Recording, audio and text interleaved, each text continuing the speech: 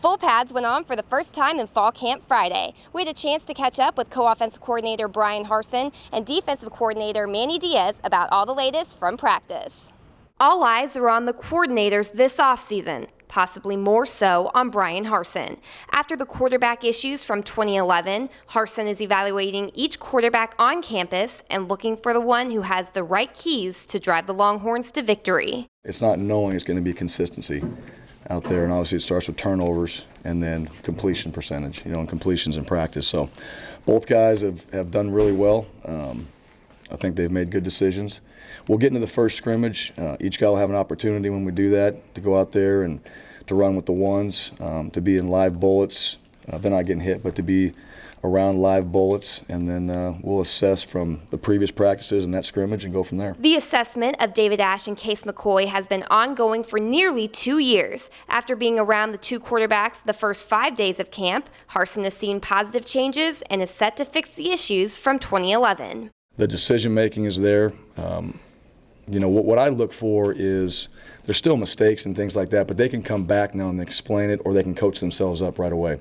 And then we'll come back right away and repeat the play, and we correct it. So we've done more of that. If there's been a mistake, we'll come right back and run the same play and correct it. So they're starting to understand why. They're starting to understand how the defense can kind of manipulate them and how they can manipulate the defense. And so they're doing a much better job of that, and that's because of film study and those guys understanding the system better. The Longhorns look to be stacked at running back and have some talented young receivers excited to get some playing time. So the question is, what split will the coaches make in order for the offense to take the next step? So we want to go into a game and have the ability to throw the ball every play to win, or to run the ball every play to win.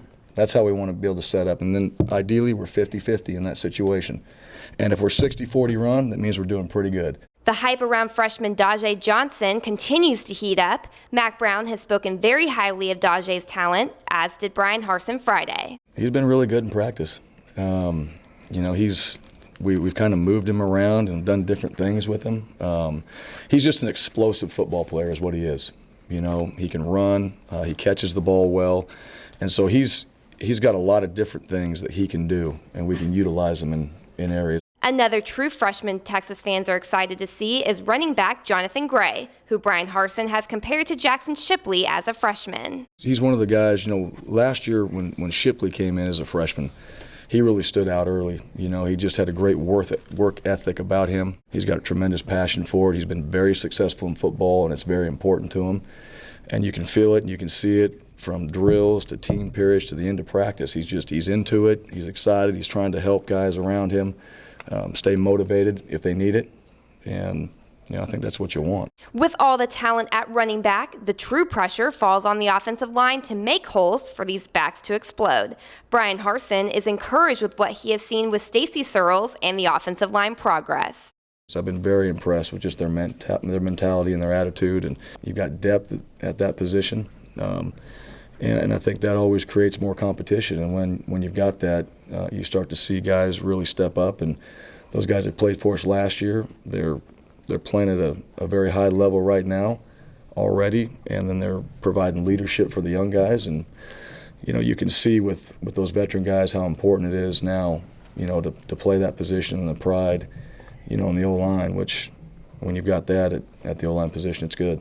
Manny Diaz is also encouraged by the offensive line as well as the defensive line, both of which have stepped up the play style to grown men. Our two lines don't look the way they looked 18 months ago. So what's been fun the last couple of days since we put the shoulder pads on, there's some grown men running into each other out there, and that's fun. That's who we want to be. That's the first thing we want to put out there on our football team is our line. Manny Diaz lost two of the leading tacklers from 2011 in Emmanuel Acho and Keenan Robinson. Diaz broke down two of his linebackers, starting with Jordan Hicks. I'm very encouraged with Jordan Hicks. He's really kicked on from the bowl game, used that as a springboard throughout spring practice, from all accounts, through summer workouts, and through the first week of 2 days, just really taking on a leadership role in our football team. He's a guy that I believe all of our football team respects. They respect the way he works. They respect, who he is as a person. So, and then, he'll. Right now, we're playing our linebackers right and left to give us balance. We're not playing with a Sam and Will because we want our guys to be able to play multiple positions, and Jordan can handle that. Next, Steve Edmond. Football is very important to Steve. He's quiet, but he listens to everything his coach says.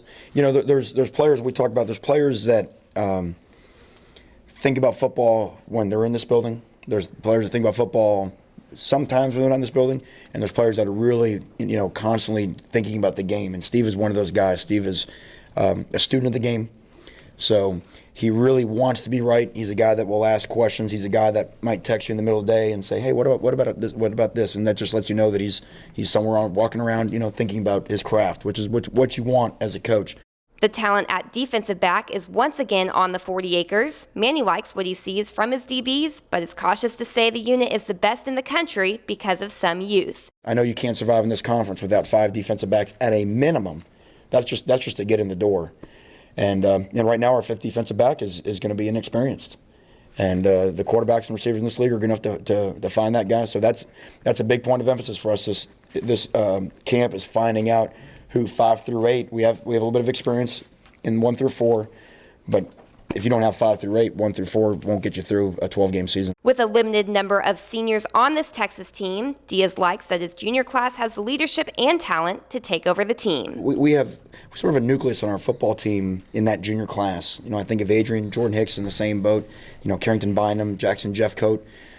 And when I first got here, I guess they just all finished their freshman year, and you could just sort of tell there was something about them that was just kind of special. And with us having so few seniors on defense, we have dubbed that class our seniors to be. I mean, they get 2 senior years, and they want that. Adrian Phillips is a natural-born leader. He wants that on him, as does Jordan and Carrington and Jackson and all those type guys.